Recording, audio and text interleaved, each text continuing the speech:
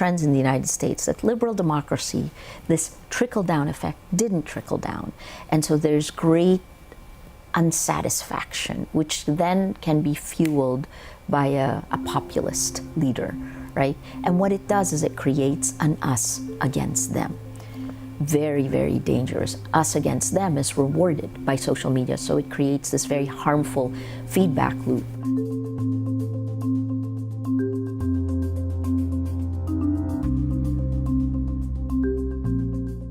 Aloha, I'm Robert Perkinson, a professor at the University of Hawaii and coordinator of our Better Tomorrow speaker series.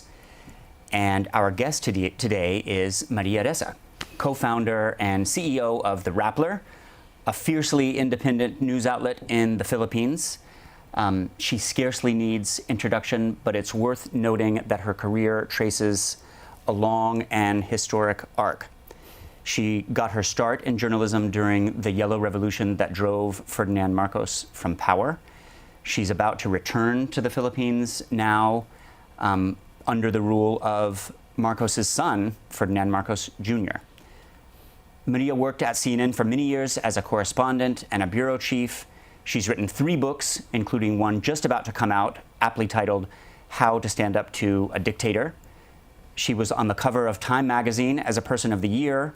For no crime other than reporting the truth, she has faced multiple criminal charges and faces the prospect of imprisonment upon return to the Philippines. I should also mention that last fall, Maria Ressa won the Nobel Peace Prize. Maria, it is an honor to have you with us. Aloha. Aloha, it's great to be here. Welcome to Hawaii.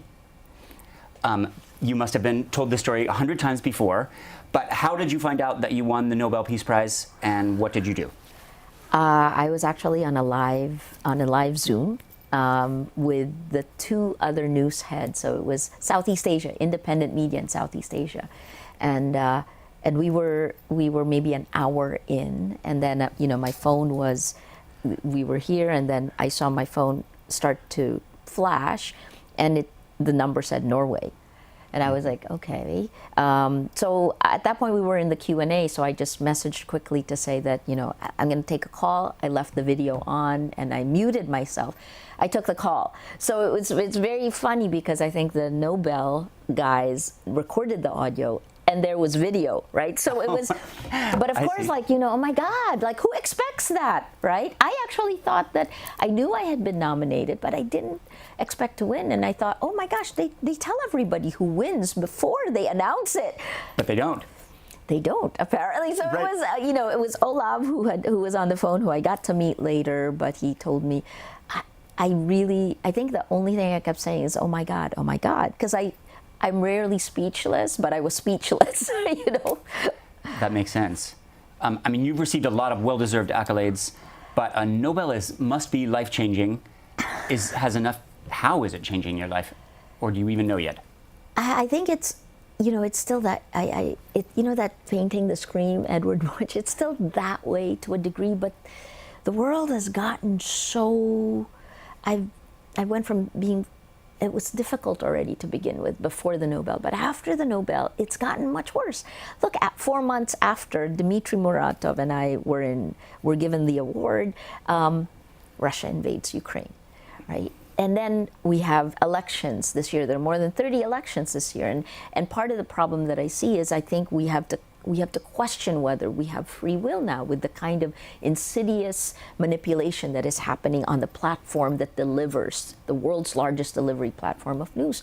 So how did it change my life? I was telling you this, Robert, it's like before I'm a journalist, I run Rappler, we're trying to keep up with both technology, with building community, with continuing to do hard-hitting investigative journalism at a time when all the incentives go against that, and you actually have to do a lot more just to stay in the same place. Well, I feel like this moment is, I didn't answer your question. How is it? I've been under 2 oceans of water just doing Rappler, and then another 2 oceans came on top, and I have to be thankful for it, but it reminds me and shows me how much more how much worse the world is getting and how much more we have to do. What has it meant to share this prize with Dmitry Muratov, and what he's been going through since Russia invaded Ukraine? Novaya Gazeta is essentially not publishing in Moscow, right? He's been personally attacked. I think the last time the Nobel Prize was given to a journalist was in 1935 to Karl von Ossietzky. He was supposed to receive the award in 1936. He couldn't travel to Oslo because he was languishing in a Nazi concentration camp. So here's a Nobel Committee giving it to journalists 85, 86 years later, and then we see what has happened to both of us. I mean, in Hawaii at 4 in the morning. But ominous legacy. Yes, well, we're both facing shutdown in many ways, right? So you're under new threat just now, I understand. What is the status of the Rappler as we speak? I think it's really hard to say because it almost feels like we're on quicksand. And this is kind of what I told our team yesterday. Our lives are breaking news. You have no idea what will happen next. The stability that you expect from rule of law in a nation, or even stability of something simple like do unto others. This is not there anymore. And so in less than 2 years, I've gotten 10 arrest warrants. Right? This is my 36th year as a journalist. I have maintained the same standards and ethics that I have from the 1986 until today.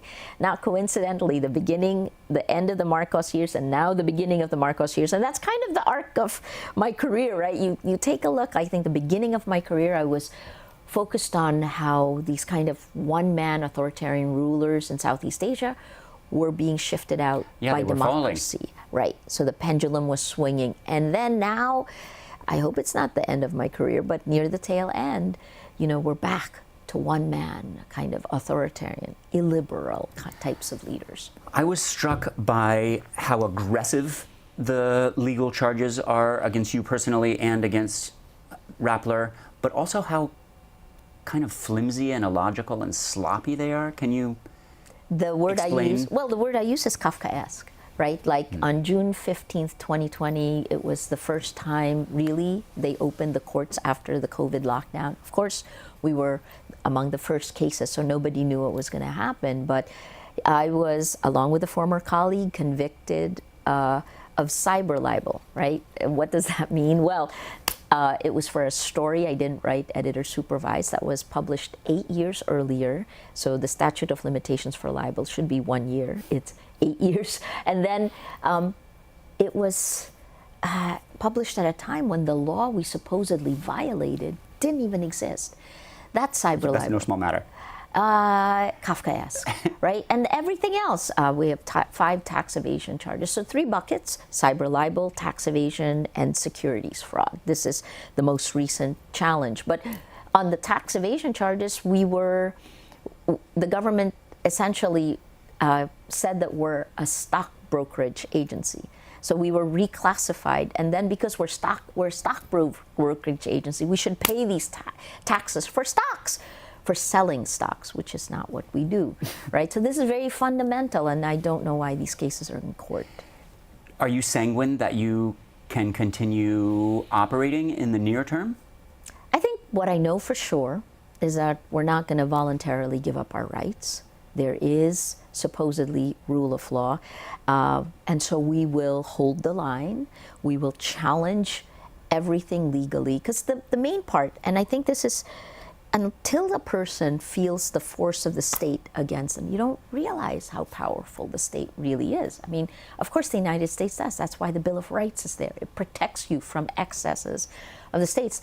The Philippines has a constitution that's patterned after the United States. In fact, when we first formed the Commonwealth, the first constitution of the Philippines actually had to be approved by a U.S. president, right? So we have the Bill of Rights the same way. And I guess it's been 6 years. It's been 6 years of these types of, it was first the weaponization of social media bottom up, followed top down by the weaponization of the law. And we're not the only ones, right? When you bend the law to the point that it's broken and you use it as a weapon, you have a senator, Laila de Lima, who spent her 3 years in office basically in jail, right? And all of the The convicts who had testified against her have recanted. She's still in jail. Wow. Right? So lots. I mean, look, I think it is incumbent now on every Filipino, and I would actually extend that to every citizen of any democracy around the world, including the United States. This is the time to don't bury your head in the sand. This is an existential moment, and we either fight for our democracy or we lose our rights. We're at the end of the Duterte presidency right now. You've interviewed him several times? Yeah, starting from like the late 80s when I was still with CNN. Yes. And I then, asked this question because so many people have asked themselves that about Trump. Like, how did the president, now that you're at the end of his presidency, how did it turn out? How is his legacy different maybe than you expected it would I don't be? think It's no small accomplishment to have outlived him politically, so congratulations. But I always said this. Well, again, I think that unless they wanted to do what Hong Kong did, unless they wanted to completely kill rule of law, I'm confident that that these charges will get thrown out. But in terms of how President Duterte has done, we've done a whole series assessing. You can see them on Rappler. It's some of the worst governance that we've had. It's a very strongman rule. Within 6 months of him taking office, we essentially watched our institutions crumble. So this is democracy crumbling from within. Not completely unfamiliar to Americans. A Filipino president appoints about 6,000 people, and those tendrils last. So we have a Supreme Court now that's largely Duterte appointed, I think except for one. So you worry here about how many were appointed by Trump, and you already see the impact of one decision of that, right? Right. Well, this is how it crumbles from within. One of his most notable legacies from the international point of view is the vicious war on drugs. That's correct. Yes. The U.S. is also a singularly punitive state. We lock up a greater portion of our citizens than any democratic government ever has. The punitiveness has been more street justice style in the Philippines. In the U.S., the roots of it are racism, dysfunctional policymaking, fear. What's driving it politically, and first in the Philippines, and then, how have you reported on it? I think first how the Duterte presidency happened. First, the spark was really social media. It changed everything, and we can talk about that more later. But the other part is, and I don't talk about it probably as often, is similar trends in the United States, that liberal democracy, this trickle-down effect didn't trickle down. And so there's great unsatisfaction, which then can be fueled by a populist leader, right? And what it does is it creates an us against them. Very, very dangerous. Us against them is rewarded by social media, so it creates this very harmful feedback loop. In terms of President Duterte, our us against them were the drug dealers and everyone else. Drugs, before the candidacy of President Duterte, was a number 8 concern. And in his candidacy for president, it became number 1, with the help of Facebook. Yeah, same thing with right? immigrants in the U.S. Exactly. So this became our us against them. Did the drug lords get captured? No. Who were killed? Largely, Amnesty International called it a war against the poor. And so we began, as the numbers kept mounting, the first person killed was killed about 4 hours after President Duterte took his oath of office. And he was killed very close to where he took his oath of office, this first one. And then in those first few months, we began to see, we only had one reporter and a production team out on the streets every night. They would come back with an average of 8 dead bodies a night, right? And this is it's like Gotham City, but we didn't have a Batman. So, you throw... You are the Batwoman, I believe. Oh, I don't know, but this is it's stranger than fiction. Bodies dumped on the sidewalks, mask tape, a cardboard sign saying, "Don't imitate me," right? Like, truly, unbelievable. But the numbers kept rising. And they're at what, 20, 30? The true number, we have no idea, but this is part of the war against media as well. From the time Duterte took office until the end of 2016, in January 2017, if you go by the count that the Philippine police themselves had, you would have it to 7,000 people killed in that time period. That's only the first few months. But then what we saw happening is that the police themselves, when the government began to realize that the high numbers they were reporting, and they were probably reporting this for credit, right? Right. The high numbers they were reporting was getting them censured because, I mean, this is murder, right? Extrajudicial killings. So what they did in plain view was to roll back the numbers. So it became 7,000 to 2,000. And what they said is, well, these 2,000, these are the ones that are really police. That was, they fought back. That was, and the irony, of course, is that President Duterte already told them before he began the drug war that it's, if they fight back, shoot them. Yeah. And that was the narrative every single time. So anyway, what happened to those other 5,000 people? They were vigilante killings. So again, you atomize to meaninglessness. But of course, part of the reason we came under fire was because we refused to change the numbers that the police themselves reported. And you've been trying to also, connect statistics to real this is the family stories and lost loved ones. Yes. So look, by the end of that time period, Amnesty International in January 2017 comes out with 7,000 people killed. We decided that these are numbers, and when you're quibbling with numbers, you don't realize the impact. And so we began something we called the impunity series very early on, and this is turning those numbers into lives, into families.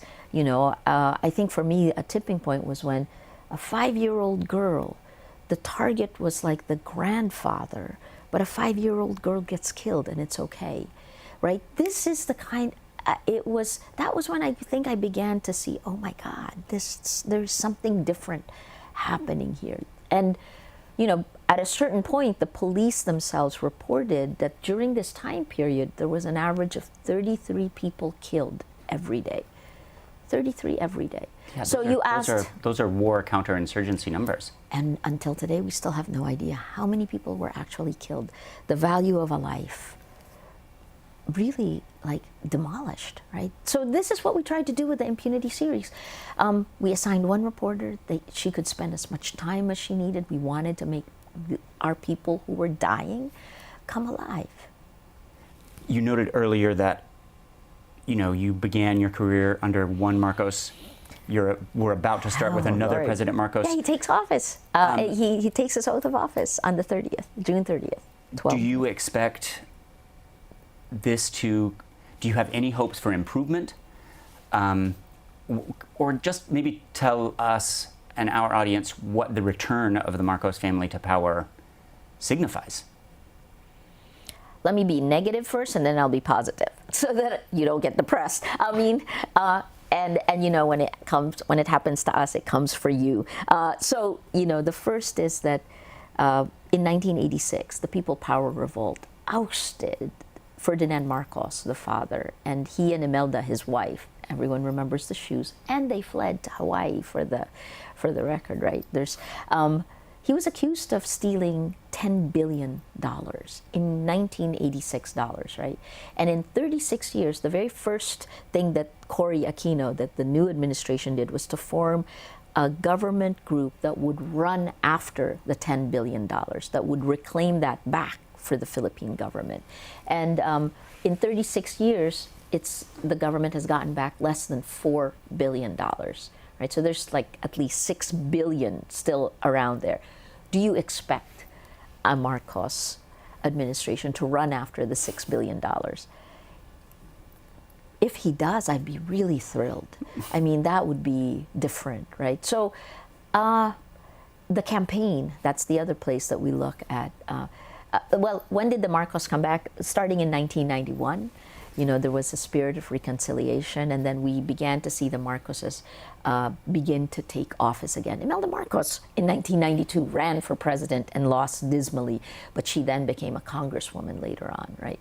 And thus got immunity, right? She doesn't have immunity now, but everyone of the family. Amy Marcos, the sister, she's a sitting senator now.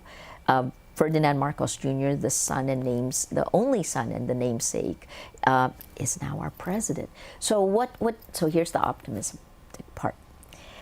You assume that the Marcos family spent this time and effort to try to clear their names, which means I hope that it will mean better governance.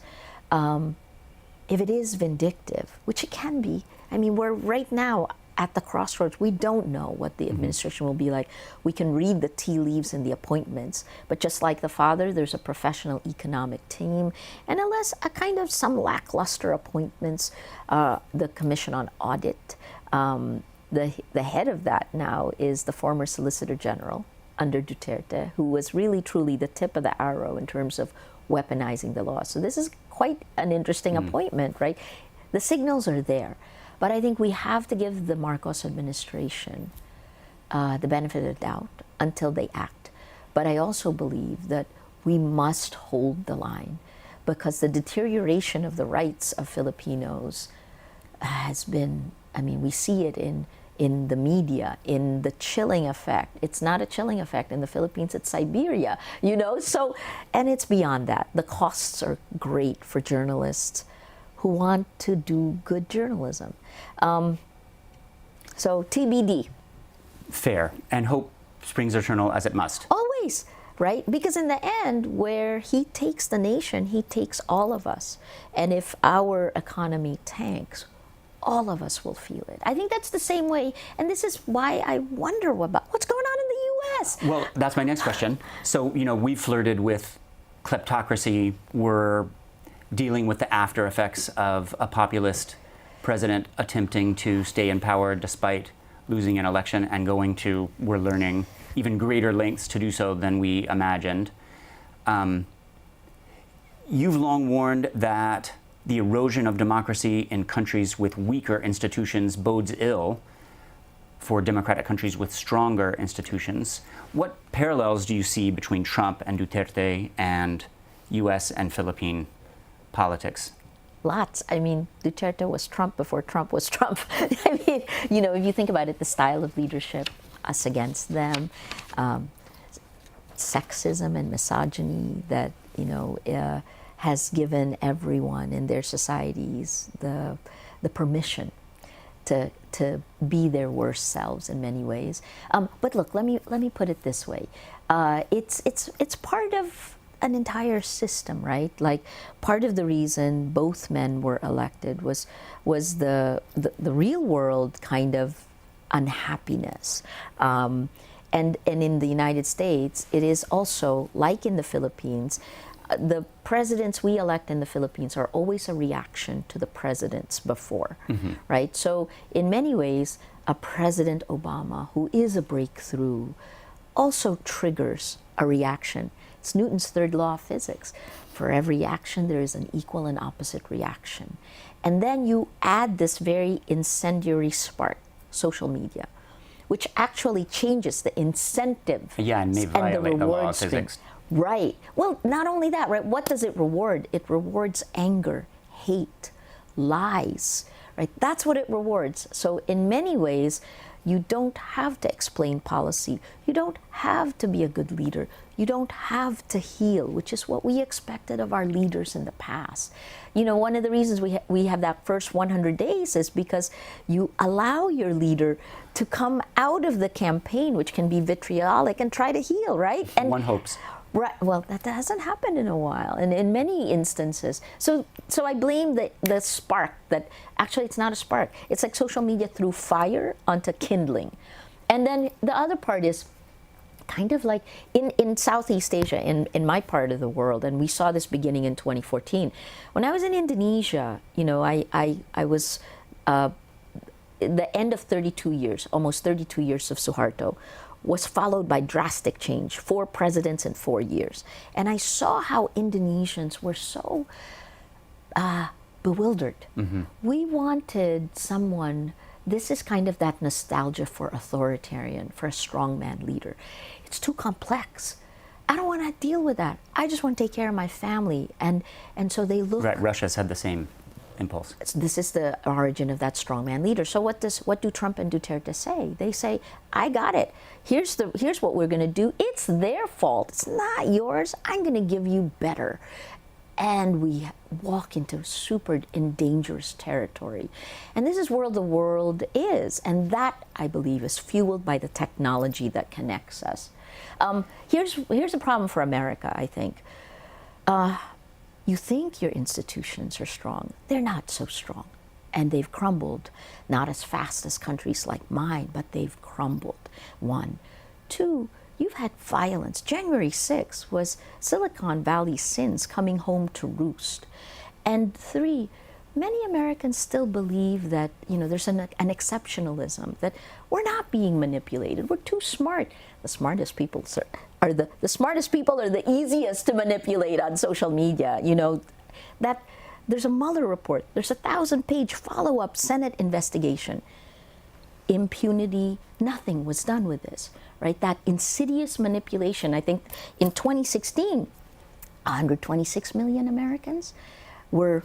That's how many these information operations touched. And that released a virus of lies in your information ecosystem. That virus of lies infected real people. And those real people are among the ones who came out in Capitol Hill, right? So these are some of the... Well, and we see here what you reported and investigated and proved in the Philippines to a remarkably granular extent. The small number of sponsored, intentionally disinformation sites and the influence they had through a web of connections in social media. So on the one hand, there are these intentional public manipulation campaigns that are sponsored and funded and organized. But on the other hand, the algorithms themselves foster polarization and Correct. siloization. In the Philippines, as an example, which is worse? Or how do they work together? Yeah, you can't say better or worse because it's a system. It's kind of in the same way that the reporting tells you that, you look at content, but the content is the byproduct. So like polluted water, you can look at it, but you're not going to solve the problem by looking at polluted water. You have to go up to where the problems really lie. And that's in, our problem is not free speech, it is the distribution of the lie. It's freedom of, it's Sacha Baron Cohen said this a long time ago to the ACLU, it is, or Anti-Defamation League. This is where he said it. It's like, it's not freedom of speech, it is freedom of reach. When the lie, literally, right, the algorithms spread the lies, and if it's laced with anger and hate, they spread it faster and further than the facts. So if you don't have facts, and these 3 sentences I've said numerous times over 6 years, without facts, you can't have truth. Without truth, you can't have trust. Without trust, there's no shared space. And that's part of the reason that you have, we've splintered all of our realities. I always say it's like social media, Facebook, which is the world's largest distributor of news globally, right? It's like 2 movies combined for me. The Matrix. So we're like the battery that fuels that because it is our personal data. The Matrix meets the Truman Show. And who wants to spend their lives in that? Right? How does it work? So you have get out of this bottom part, which is content, right? Move out of content and go upstream. That's the algorithms of amplification. What's an algorithm? It's just opinion in code. It's like having one editor times a million, right? So the algorithms of amplification, what powers that is our data. And that goes all the way up to where we should be talking. That's something Shoshana Zuboff called surveillance capitalism. And what is that? It's like, it's taking a clone of you, of you, everything that you post on social media, taking these atomized, using machine learning to create a model of you. That model is a clone. Using predictive analytics, that model, that clone of you knows you better than you know yourself. And then that model, the companies say, we own it because we created it. And it's so troublingly, and from your presentations and elsewhere, it's clear that it's working both inside our own minds, in that our own sense of selves are changing, and also working publicly. Like, I was struck yesterday, you were noting that the levels of reported trust have declined for the news outlets that are most objectively trustworthy and ethical. Right. So these campaigns are successfully sowing. Well, I knew this personally, distrust. right? I knew this personally, but then take a look at Russia. So, again, we are now living in, the nation states are gone and have been for a long time. We haven't figured out how to govern a global community. But in many ways, and here's the upside, here's the upside of social media. What it's shown us is that regardless of country, culture, language, the same system manipulates us all the same way. I mean, that means we have more in common than we all believe, right? So, but look at I know, it's like, we gotta find the upside, right? But Russia is your Proletarians worst. unite. Well, what are our options right now, right? If you lose press freedom, you lose journalists, independent journalism, you've got Russia. So we already have an example of what that is. And how did we get there? I mean, this is both a combination of state media, of really collapsing independent media. And a Russian journalist actually was just telling me he had just migrated to Germany 3 months ago, and he said, we lost. We always thought that we had a community, but he said we were like the frog in boiling water. So he said independent media died. They're gone. Russians, that's why the alternate realities came from you guys. So anyway, Russia, Ukraine. Where's Ukraine? A journalist in Ukraine said, news is survival. Because when you're at war, when the world is so unstable, you need the news. They need to know where to get water, where to get fuel, where are the bomb shelters, where will the bombs fall.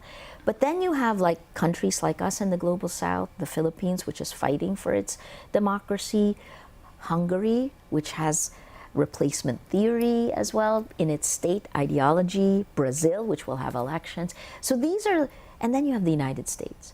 And you're not that far from that, I guess, is my fear. And well-founded. All of those examples, plus India that you were also talking about, these are big, important countries that govern a significant portion of the connection. Humanity. Well, the connection to all of that is that democracies rely on elections. But if we've been insidiously manipulated before the elections, where's the freedom of will that allows us to select, to actually go to the polls, knowing that our emotions haven't been manipulated?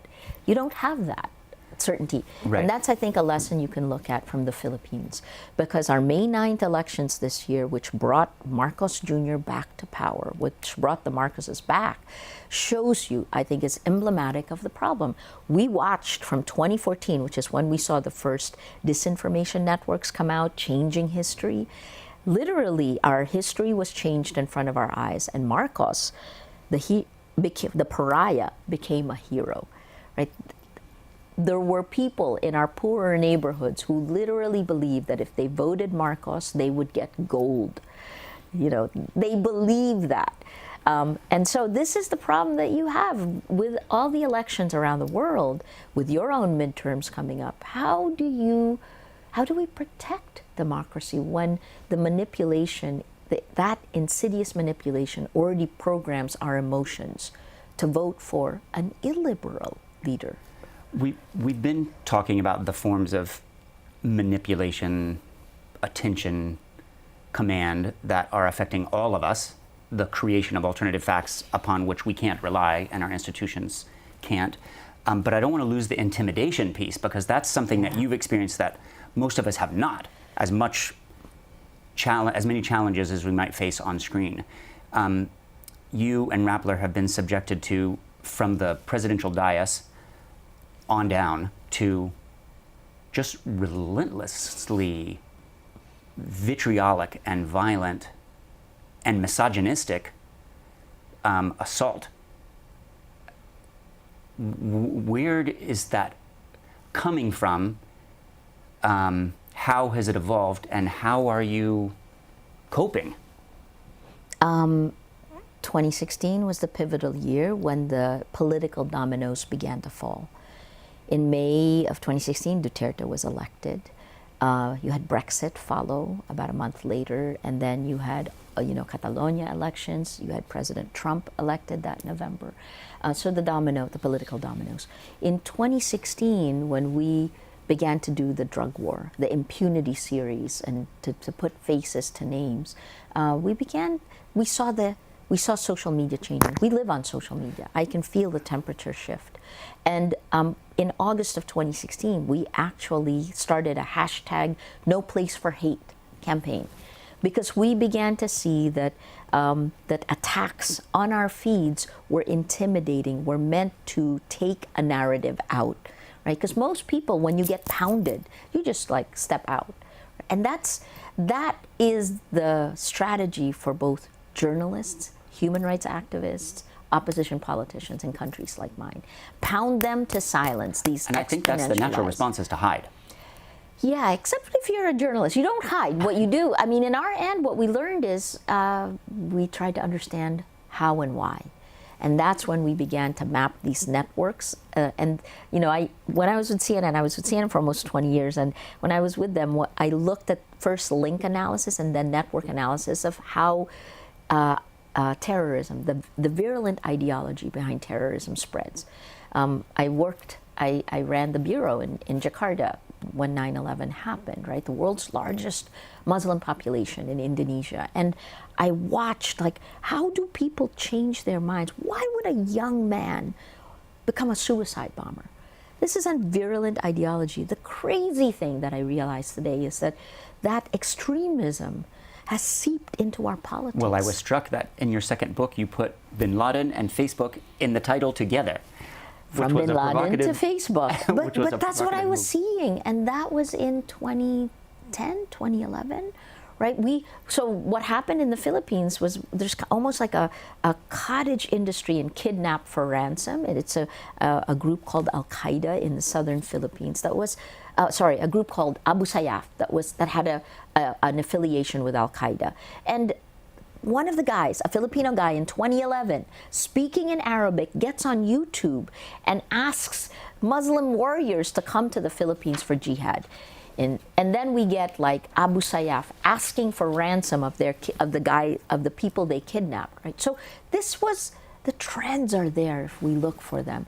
But the danger now is in our politics is that the very platforms that should be connecting us are literally dividing us. That's by design. So something simple, and I said this yesterday at the East-West Center, it's, how do these platforms grow? All the social media platforms use friends of friends. It's an algorithm to get you to grow your network, right? But in the Philippines, and theirs. As you grow your network, they grow, right? So in the Philippines in 2016, we didn't debate the facts. But in 2016, with President Duterte's us against them, if you're pro-Duterte, you moved further right. If you're anti-Duterte, you moved further left. That's 2017, 2018, 2019, 2020. And here's this chasm where you now don't see anyone. It's funny, it's built into the design of the platform, right? They only give you what you want. So maybe we've all become lazy and, we only get what we want. This is a debate I had with Facebook. It's like, so what, if I want drugs, what happens to rule of law? What happens to harmful things that I want if I don't have the ability to actually withstand it? Because social media is mildly addictive.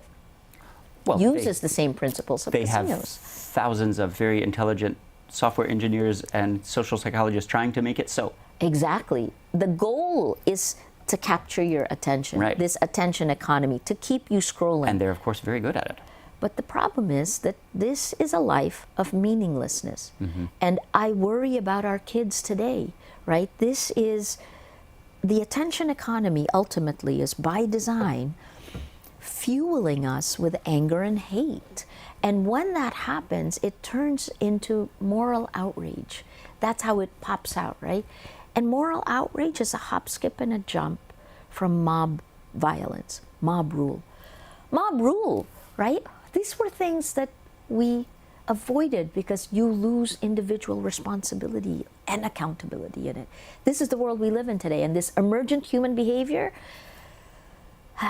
I'm so worried about our future. So what is to be done? These multinational conglomerates, Facebook chief among them, have become the primary purveyors of information worldwide. Pressuring them to do the right thing seems to me work. a pretty hard uphill road. What are your thoughts? Can it be regulatory, anti-monopoly segmentation, or do we need kind of new global governance structures that we haven't yet devised? Yes, so in the Nobel lecture, I actually said this is a moment. It's this technology, and I'll quote a biologist who looked at emergent behavior in ants, actually, and he said that the greatest crisis, this is E.O. Wilson, he said the greatest crisis of our times is our Paleolithic emotions, our medieval institutions, and our godlike technology, right? Jumping off of that, what do we do with where we are today? Our Paleolithic emotions. This is a thinking fast platform.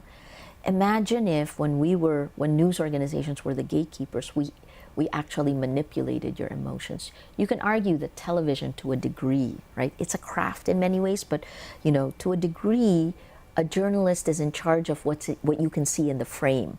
Look at the way the light is behind me. You can do that, but we all see the same thing. So if now there's like no standards and ethics in the manipulation of our emotions. Our institutions haven't evolved enough to protect us from this. And yet, in some areas like genetics, for example, the CRISPR technology, which is genetic technology where we can essentially customize a baby. We can do that now.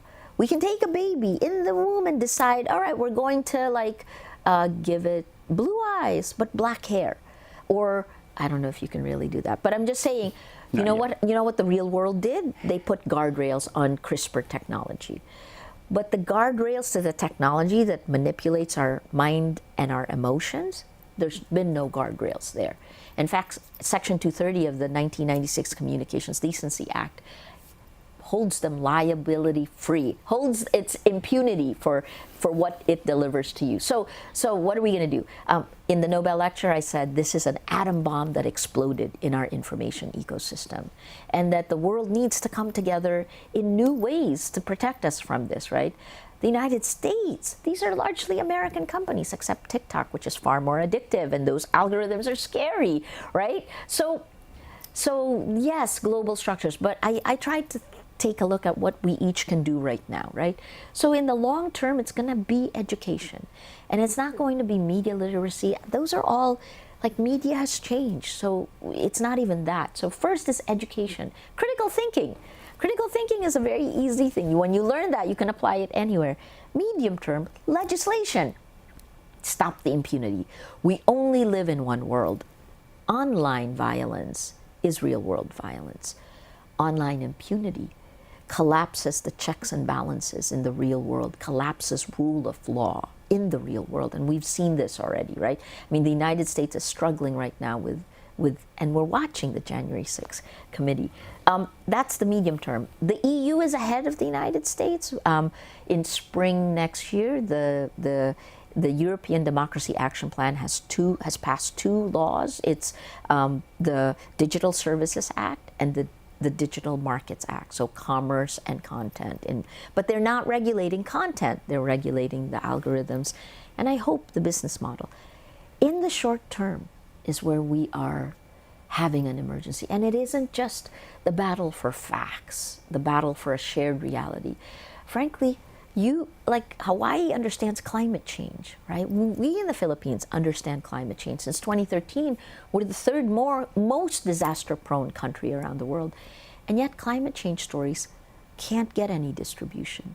So we are in an existential moment, not just for our societies, but for our world.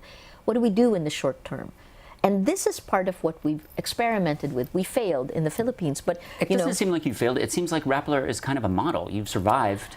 So we try. I guess what I'm saying I'm wondering, here is, could some of the structures of resilience and truth-telling and independence and the business model for it that you've set up be replicable elsewhere in this ecosystem? So look, what we learned, and I think the struggle for anyone who wants to protect democracy is there needs to be a new model for civic engagement. Because in the end, that's what it is, right? And it has to be a whole of society approach. In our case in the Philippines, for the May 9th elections, we pulled together a 4-layer pyramid. We called it #FactsFirstPH. You need social media. You need traditional media. The bottom layer were 16 news organizations that had never worked together. The second layer, we called it the mesh. That's civil society, NGOs, human rights groups, environmental groups, the church, business groups, anyone who cares, right? And their task really was to protect the facts, to share these really boring fact checks with emotion. See, and to stay away from anger and hate, like inspiration spreads as well. The third layer were the academic research groups. We pulled 7 research groups together, including Rapplers. We had a data pipeline of what was happening, and every week we told our Filipinos exactly how they were being manipulated and who was gaining, who was benefiting, who was the target, who was losing. And then the layer 4, the top of the pyramid, was the most important one, the lawyers. Legal groups from left, right, and center working together, and they were the most energized because they filed tactical and strategic litigation. That's what they did. We'll try to continue, and we'll see what it's like. Power, when you have as much power as some leaders have, they don't want to be constrained, and so they don't want the checks and balances. It's so interesting that right before President-elect Marcos, right before President Marcos becomes president, I get a shutdown order. It's 2 days by America. Yeah, by Manila standards, it's 2 days before. So it's like kind of the dying gasp of the Duterte administration. But then again, keep in mind, Marcos is president, Duterte is vice president. Sara Duterte, the daughter. Right. It's the next generation coming up, right? And I guess that's the other part. Will we? Look, I see 2 ways we can go, and either way I'm okay, right? In some ways. This is Madeleine Albright who first really used the word fascism in her book. It's a 2018 publication. She wrote about fascism, and she said that what's happening around the world today is like a chicken whose feathers are being plucked one by one. I took it out of, for me, the phrase I used is death by 1,000 cuts, right? It was the way asymmetrical warfare of Al-Qaeda, that's the way they attacked Americans, 1,000 cuts. And you bleed out from those 1,000 cuts.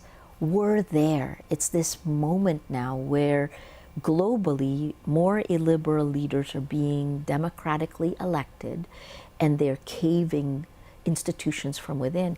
And you just have to remember that Hitler was democratically elected, right?